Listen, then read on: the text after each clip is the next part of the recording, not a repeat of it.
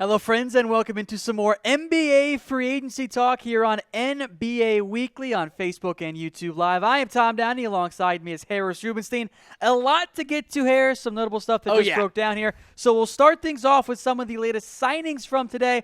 We'll go back just a handful of hours here to one JJ Redick. He will re-sign with the Sixers on a one-year deal worth between $12 and $13 million was the number provided to us. Yeah, the timing on this was complete crap because it came out 35 minutes after I predicted that JJ Redick was going to go to the Lakers. So thanks, 76ers, Harris is wrong. for making me look stupid. But this is actually a great deal for the 76ers. I mean, there were a lot of reports out there that JJ Redick was looking for a long-term deal of around $18 to $19 million a year. Obviously, they didn't end up getting that, or if he didn't end up getting that offer. But he did say throughout the season that he wants to sign a long-term deal with the Sixers and wants to spend the rest of his career there. I think it's a great call for both him and the Sixers. They get to keep a great shooter and a great veteran leader. I also think he might be doing stuff off the court as well with Markelle Fultz to try to help his confidence. But great get by the 76ers bringing him back. I thought he was going to get snatched up by Lakers or Rockets or somebody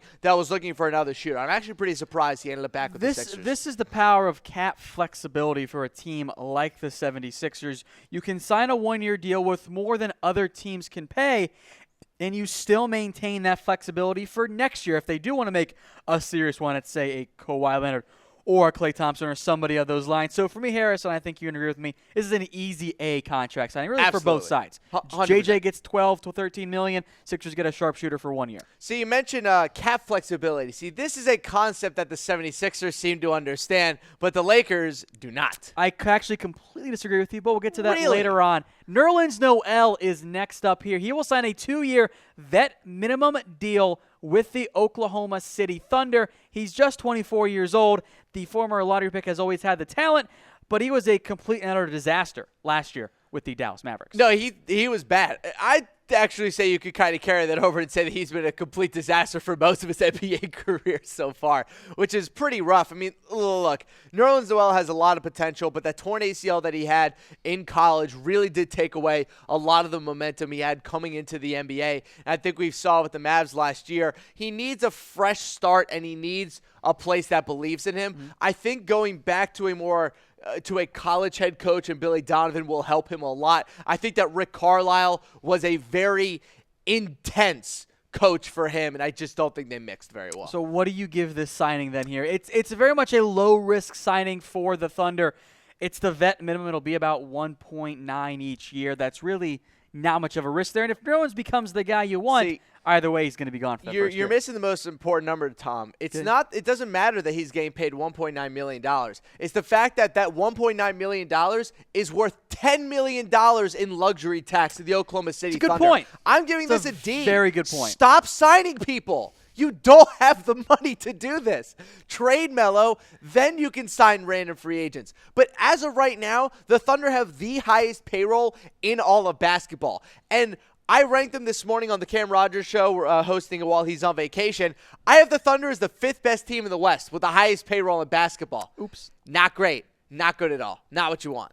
All right, let's get to the next signing, and that was Derrick Favors. He's going to the Utah Jazz on a 2-year, $36 million deal. Favors, it seemed to me, wanted to stay in Utah. Yep, this was always the plan, was Favors to go back and kind of play sometimes he's going to start at the 4, sometimes he's not going to start at the 4. They're really just going to transition him back and forth depending on what the game plan is for the night. Look, I trust Quinn Snyder as much as any other coach in the NBA. I think he's one of the best coaches that we have at basketball. He did an amazing job last year with this Jazz team, and Derrick Favors was a big part of that. You've always been waiting for him to take the next big step, and he hasn't really quite taken it, and I don't think he's going to. But at this point, it's fine. The Jazz have a really good starting 5. They have a really good bench. Favors has a role. He fills it well, and he does his job, and that's all the Jazz need. I think $36 million is a wee bit expensive, but I kind of think it's about right, but I'm also willing to pay players more, which I think we'll see as we discuss other players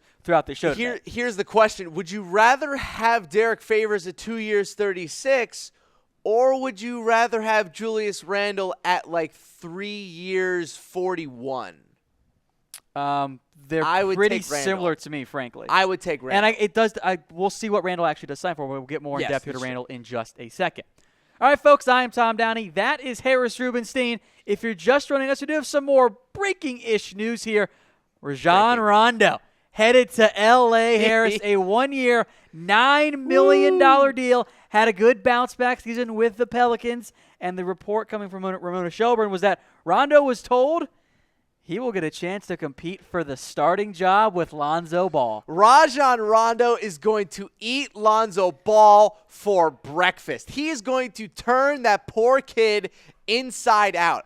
I don't care how good of a defender Lonzo Ball thinks he is or how good of a defender all the advanced statistics of the NBA stand for. There is nothing that has prepared him so far for what he's going to have to go up against in practice against Rajon Rondo. This is one of the fiercest competitors in the NBA when he actually gives a damn. And if you're paying him $9 million to come in for a chance to start, Rajon Rondo is going to go at Lonzo Ball with all of his might. Rajon Rondo loves nothing more than to take what you know and love and all these little pretty NBA kids and completely blow them apart. He's been doing this his entire NBA career. He's done this multiple times to Celtics rookies when he was with them. It's magic. I love watching Rondo. A focused Rondo is an incredibly talented Rondo, and that's what I'm excited to see happen this year because we're going to get that Rondo. It's prime time Rondo, man. That Rondo when he's focused and locked in is great. When it's not, it's kind of Ron Doo-Doo, but that's not going to be the case in LA. I'm legitimately one of the top 5 Rajon Rondo fans on the planet. I seriously think that he can turn around any NBA franchise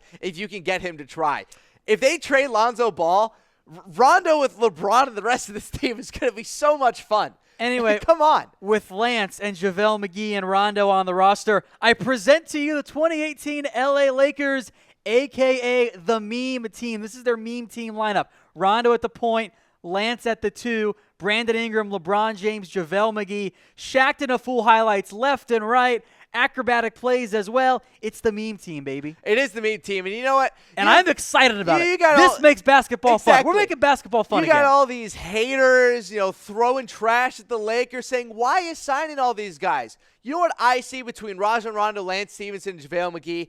I see 3 guys who every single night on a night-in, night-out basis compete their asses off. And that is something that we saw with the Cavs just did not have with that team. This Lakers squad is going to be so much fun to watch. This is primetime television, competitors, points, good defense, versatile skill set, no three-point shooting. This team is better off in the ABA back with Dr. J than it is in 2018. But I don't care. This team is going to be so much fun to watch.